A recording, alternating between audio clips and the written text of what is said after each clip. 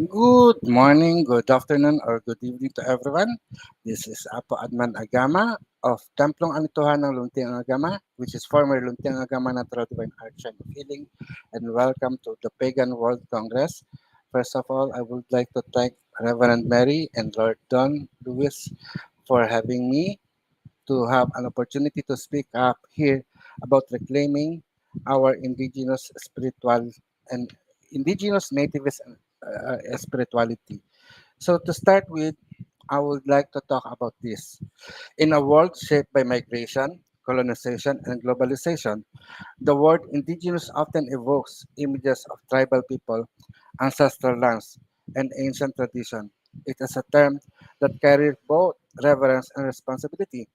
But today, I invite you to expand your understanding of indigeneity, not as labeled reserved for a few people, but as a universal truth that lives within each of us. To be indigenous is to be rooted in the spirit, in memory, in relationship. It is not solely defined by ethnicity or geography, but by the sacred connection we hold with the earth, our ancestors, and the spaces we call home. Before broadcasting live, I was talking with Reverend Mary about the indigenous people and the importance of this topic that I am going to present to you. Because there are many people right now who are lost. People will think that to become indigenous, you should be part of the indigenous group or indigenous community. Like in America, what I know is only the Iraqi and the Cherokee. Here in the Philippines, you have to be part of, of the Igorot, the Mangyan, etc., etc. But for us who live in the city, we might lost our identity because we possess multiple races along the generation line. And some people would say to remove all of this in order to be decolonized. For us Filipino, yes, we are very hardly colonized.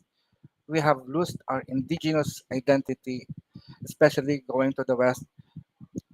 And right now, it is obvious that I'm talking in English, but this tool that I have, knowing how to speak in English, makes me or allows me to reach out people who does not speak our native language. And it's good enough that we could express I am at least not that good, but I was able to express myself in English that you may understand, no? And if we remove all those identity that been covered for us, for example, me, I know how to speak in English. My family lineage has some Chinese blood, Spanish blood. I'm Tagalog. My father is Bisaya. If we remove all of this into our being, it will left us to be nothing at all. We belong to the goddess and the God who create us. But let me continue. I will discuss the essence of indigeneity. Indigenous identity is a multidimensional. One, it is spiritual, a calling to live in harmony with nature and the unseen realms. Two, it is philosophical, a worldview that sees all life as interconnected and sacred. Three, it is about resilience, a commitment to preserve ancestral wisdom in the face of erasure. Four, embodied, a practice of healing ritual and alignment with the elemental forces. Five, it is universal, a memory that lives in every soul waiting to be awakened. In the tradition of Hilat Binabaylan, our tradition, we do not merely treat illness, we restore balance between the body, spirit, and the cosmos. We walk as vessels of ancestral healing, guided by the Diwata and the Anito, which is the deities, and attuned to the rhythms of nature. So, claiming our indigenous identity does not always comes on becoming part of a certain group, indigenous people. You are an indigenous. If you see yourself, of course, all of us, we might have some places. If we define indigenous to be a native on a certain land, we are native, no? Although it is the fault of our parents to be an explorer, but that was the first thing. We all become nomad no, nomadic, that we travel in every places to explore the world. But when our grandfather got tired, they settled on the place, and then people stay, and we become native of that land. But when I remember, I remember doing the peace prayer journey at the International Pagan IPR, International Pagan Radio. I have a presentation about peopling the United States or the America, and I see that there is land bridges from Alaska to Siberia, Siberia to Alaska, that the native people crossed. So sometimes I see, especially the native Indians, American Indians, no, um, they might be coming from Asia. And for us in the Philippines, we have black people also here. We have the Negritos, and there is a Sundaland, a Churi, that people that that the reason why people have there is people in our archipelago is because they travel through that Sundaland, and they might come from Africa, no, on the heart of Africa. So people just travel. We are nomad. And if we move, we might not become native anymore. We all belong to one race, which is the human race. We are all migrants. Even the birds right now, you could notice they are migrants, migratory birds. They travel a lot. No? So, indigenous to our family homes, let us now reflect on a deeper truth. We are indigenous to our family homes. Our homes are not just shelters, they are living altars. They hold the echoes of our childhood, the prayers of our elders, and the energies of our lineage. They are sacred spaces where our identity was formed and our spirit was nurtured. So it means we are first indigenous to our home. It is our mother who gave us birth. It is our father who cared for us. And our family is our own tribe. We are first indigenous to our home. So to be indigenous to our home means honoring the stories and spirit that dwells within, recognizing the home as a microcosm of the sacred, creating rituals of healing and consecration in our daily lives. Nowadays,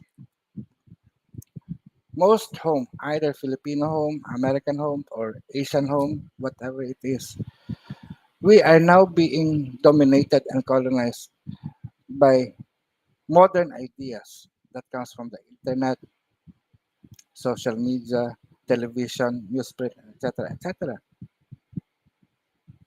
If we want to become indigenous, let us value the home where we come from. It is hard to control or to discipline or to teach people if they are being hardly influenced by the outside world. And the outside world tends to pull you up from the safe space that you belong. And later, I will read a story that you may be relate to. No? So in Templong Antiohan, we teach that every space can become a dambana of ginhawa or shrine of comfort, a shrine of comfort and renewal. Whether in a mountain village or in the urban apartment, the spirit of indigeneity can be invoked, lived, and celebrated. In this Congress of Pagan Tradition, let us affirm that indigeneity is not exclusive, but it is inclusive. That every human being carries as an ancestral memory and sacred potential. That our homes, our bodies, and our communities can be reclaimed as a sacred ground. You are indigenous, not because of where you were born, but because of how you choose to live in reverence, in relationship, and in remembrance. Let us walk together as steward of the earth, as healers of our people, and as keepers of the sacred flame. So now, are you ready to hear a story? So before I end this story, I will leave to everyone. So The title of the story that I'm going to tell is about the language of love, a story of indigenous nativist spirituality. So the story goes like this. So I will just sit comfortably. Wait. Now, I will lie on this. So long ago, before the world was divided by borders and tongues, the people lived in harmony in their homes made of earth and woven leaves. They laughed together, shared their harvest, and danced beneath the moonlight. There was no need for arguments, for no one sought to be above another. Each soul was honored, each life is sacred. In those days, language was not spoken, it was lived. The people did not rely on words to understand one another. Their language was the language of love, a gentle touch, a shared meal, song hummed while planting rice. It was in the way a mother cradled her child, the way elder passed wisdom through stories etched in the stars and the wind. Every gesture was a prayer, every action a poem. They spoke through the rhythm of the land, through the rustling of leaves and the flowing of rivers. The birds carried messages, the fire whispered truths, and the rain sang lullabies. The people listened, not with ears but with hearts. This was the time of the Diwata and the Anito, when the spirits walked among the living, not as God to be feared, but as kin to be embraced. How wonderful. So long time ago, the gods walked with us and with us. No? So let me just continue. The sacred was not distant. It was in the soil, in the breath, in the silence between two people who simply understood. And so the people lived not in isolation, but in communion, not in conquest, but in care. Their spirituality was not a doctrine, but a way of being. It was the knowing that all things are connected and that love, when lived fully, needs no translation. Then one day, a foreigner came. He arrived from across the sea, speaking in a tongue no one in the village understood. His words were sharp, his gestures unfamiliar.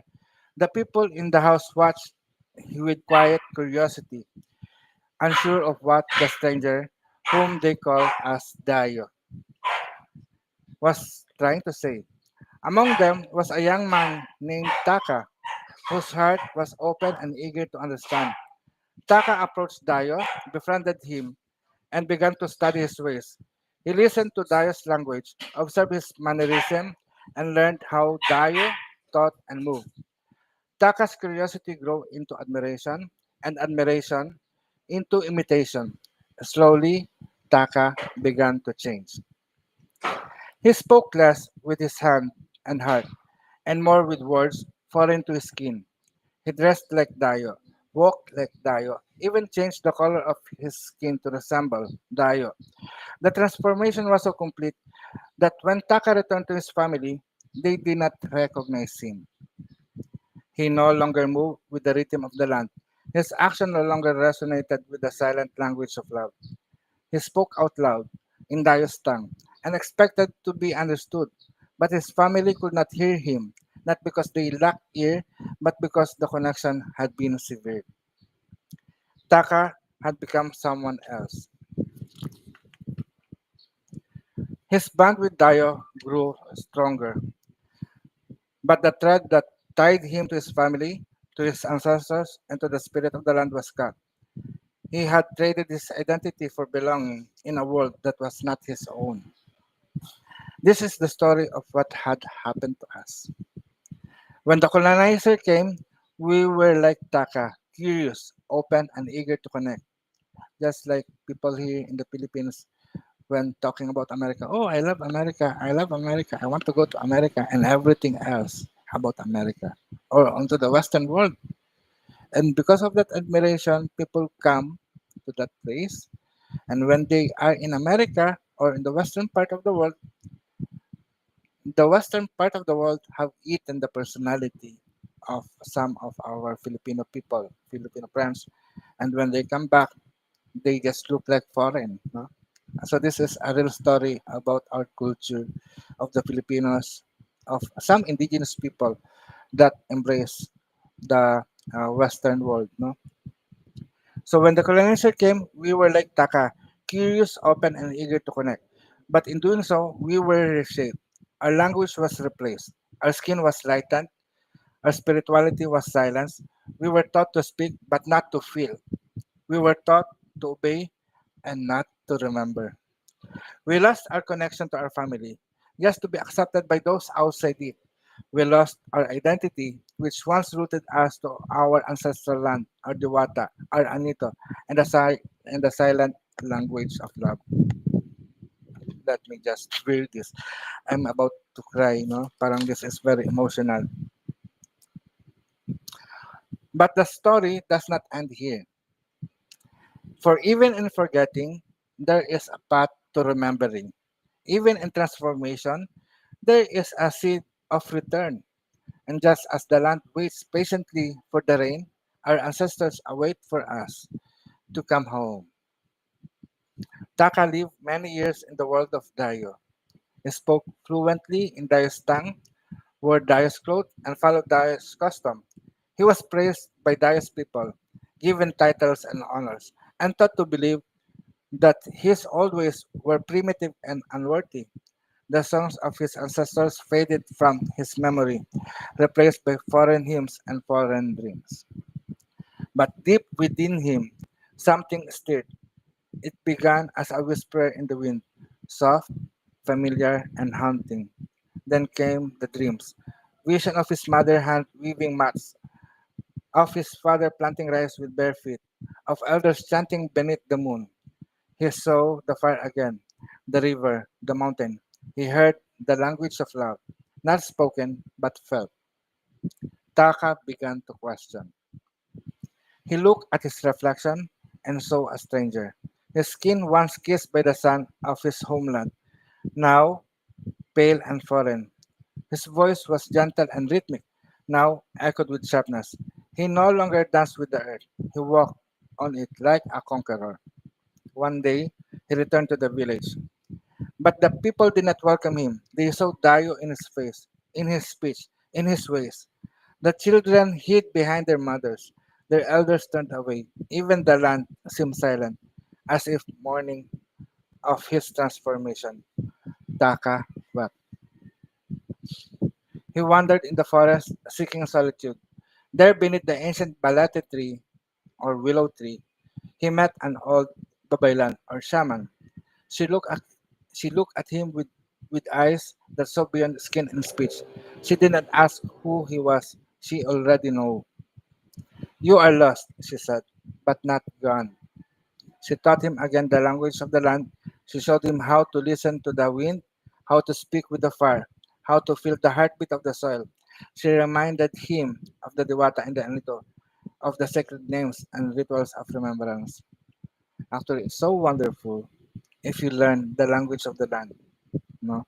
The language of the wind and how to speak with the fire. This is what I've learned embracing our indigenous culture and tradition. This is also what I learned from the Corellian tradition. So Taka began to unlearn. He removed the clothes of Dayo and wore the woven garment of his people. He bathed in the river that once carried his childhood laughter. He sat with the elders, not to teach, but to learn. He no longer spoke to be heard. He acted to be felt. Sometimes action is more speak louder than words. Slowly, his family began to see him again, not as Dayo, but as Taka. His skin darkened once more under the sun. His voice softened, his action resonated. He no longer imitated, he remembered. The connection was restored not by words, but by love. And so, Taka became whole. He did not reject Dayo, but he no longer needed to become him. He embraced his own identity, rooted in the land, in the spirit, in the silent language of land. He became a bridge, not to be crossed, but to be honored. This is the story of resistance. This is the story of awakening. This is the story of remembering who we are.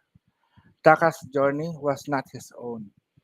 It was the journey of every soul who had once been part of the great family of the land, but who had wandered far from it, seduced by foreign lights, foreign words, and foreign dreams. His awakening was a mirror, reflecting the truth that many had forgotten, that we are not lost, only waiting to be found. Now, Taka walks with purpose. He teaches now with pride. He teaches not with pride, but with humility. He does not preach, but he lives the way of his ancestor. He plants, he heals, he sings, he listens to the wind and speaks with the fire. He walks barefoot on the soil of his birth, and every step is a prayer. And those who hear the story, he says, you too can come home and return. You do not need to change your name, your skin, or your soul to be accepted. You do not need to speak the language of Dayo to be heard. You only need to remember the language of love, the language of your people, your land, and your spirit. Let us resist not with anger, but with remembrance. Let us awaken not with noise, but with silence that listens deeply. Let us, let us reconnect with our families, our ancestors, our sacred places. Let us walk again the path of the Diwata and the Anito, or the deities. Let us honor the rituals, the songs, the stories that were once whispered beneath the stars. This is your call to return to the house where love was never spoken but always felt, to reclaim the identity that was never lost, only hidden, to become someone else but truly yourself. You are not Dayo, but you are Taka, and the land is waiting for you to come home. So now, from the story of Taka and Dayo, we can now draw several profound key points that guide us in reclaiming our indigenous nativist identity and spirituality. These insights are not just symbolic, but they are practical steps toward cultural healing and spiritual restoration. So, number one, let us remember the language of love. So, what kind of language do you speak? It might be English, Tagalog, French, or whatever language it is. But that is not the point. That is the language you speak with the people. But how do you speak within your family? Indigenous spirituality is rooted in actions, relationship, and presence, not just spoken words. Reclaiming our identity begins by living our values: compassion, respect, reciprocity through daily acts. Sometimes, if you are learned and you went to school and you had this high education, we could listen that they have good education. They speak fluently in English. They are well mannered. But sometimes that kind of behavior separate us. Na parang for me, I am afraid of doctors. I don't know because they are well educated, and me, I only possess this education from the earth, from our culture, the indigenous knowledge and sciences. No? But anyway, second, recognize the impact of colonization. Like Taka, many of us have been reshaped by foreign systems, such as the language, religion, education, and appearance. Awareness of this transformation is the first step to resistance. We must name we must name what was lost to begin the journey of return. Such as for us, the Filipino, we are being called with our Spanish names, like Rolando Gomez Comon. And we have forgotten our real identity. That's why the Templong Anituhan, Luntiang Agama, have created the Bansagan Talatanda naming ritual. It's just like a baptism, a baptism, no? A naming ceremony where we could be also called into our Filipino name, such as my name as Apo Adman Agama, a native indigenous Filipino name. And we, if there is a Filipino out there, you could reach me out. to have a bansagan ceremony wherein a diwata will bless you your own identity a decolonized name. No? So number three, um, awaken the memory of the ancestors. Dreams, rituals, and nature often carry ancestral messages, and this is especially true about the teachings of the Diwata, our local deities here in the Philippines. They have spoken to us through dreams, no? And through omens, and through rituals. Reconnecting with oral tradition, sacred sites, and indigenous practice help us remember who we truly are. And it really helps me when I conduct rituals, when we conduct offerings, prayers, pag-aatang, and everything. Those indigenous practices are the old ways how our ancestors worship our own gods. And learn to relearn. Deconstruct the colonial mindset that taught us to devalue our own culture. Relearn indigenous ways of thinking, healing, and relating to the world through ritual, community, and land-based wisdom. And this is the reason why I teach Hilot. It is our indigenous healing system, and we try to reach out many Filipino as we can all around the world. And we have started last year in California and this year in Hawaii. And next year I will be going again to Hawaii to work with the indigenous people of Hawaii and to the Filipino people also that lives there. No? Reclaim indigenous language and symbols. Language is a vessel of spirit. Have you know that we have our own alphabet that is called Baybayin? No, so that's why we are teaching those Filipino how also to write Baybayin, no, through Bayos at Tala. And I'm glad that the Corellian tradition also have our own writing system, which is the Corellian alphabet. No? But anyway, language is a vessel of the spirit. Every fluency is lost. Reviving native words, chants, and symbol restore spiritual connection. Use indigenous terms in ritual, storytelling, and daily life to reinvigorate cultural memory. Six, reconnect with the land. Indigenous identity is inseparable from the land.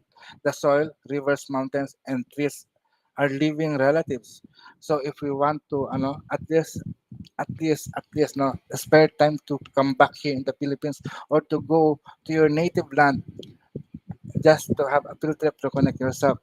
And I think, no, the Corellian members of the Corellian tradition, they have a nice uh, practice of going to the Vermilion River under the hill where where the first place of the Corellian tradition was practiced. No, it is a nice of coming back home to where our tradition have started. No, engage in land-based practices like planting, walking barefoot, and offering rituals to nature. Number seven, restore family and community bond. Colonization often severed ties with family and tribe. Healing comes through rebuilding relationship and honoring elders. So in order for us to at least have plan to have a dinner, a lunch or breakfast together, no? And on the table, I will suggest cut off the cell phone, drop off the cell phone. Usually what I see, no, I think Instagram culture already that before eating you take picture. No, treat every meal as a sacred meal of gathering with the family. Instead of watching television, listening to the music, listen to what the people in front of you is telling. Reconnect one another through food that you eat. Practice communal ritual, storytelling circle, and shared meals to strengthen kinship. No. Number eight, live the spiritual path, not just study it. Indigenous spirituality is not a belief system; it is a way of life. That's why there is no, di ba, on modern churches there is doctrine classes, wherein you have to complete the doctrine class in order for you to become a part of that religion. For us in Templong Anituan, we do not have that doctrine class as a membership admission, no? But we have remembering class to help you remember who you are, no? So embody the teachings through daily ritual, seasonal observance, and sacred responsibility. Number nine, become a bridge, not a copy. Like Taka, we can learn from others, but we must not lose ourselves. Be a bridge between worlds, honoring your roots, navigating modern life with integrity. And number 10, call others to return. The journey of one becomes a path of many. Share your story, teach the rituals, and invite others to remember healing is collective. And this is the reason why I'm sharing this to you, so that you may also remember. I do not intend to influence or to colonize you, but my pure intention is to share the value of being indigenous. You might lose your identity right now. You might say you're not indigenous, but you are a colonizer. But even you as a colonizer, being white, there is some indigenous identity within you. Claim it back. Restore yourself.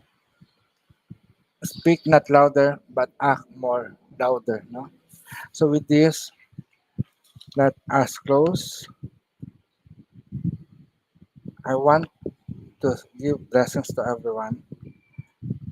Breathe deeply and say, I am child of the earth. I am a vessel of spirit. I am indigenous to my home. Let this truth guide your path, your practice, and your purpose. And it is so, so mote it be. Mayari na, taga sa atin. So until here, everyone, thank you very much. I thought it will be 50 minutes, but we have done it for 30 minutes. So until then, congratulations, Pagan World Congress. Until then, bye.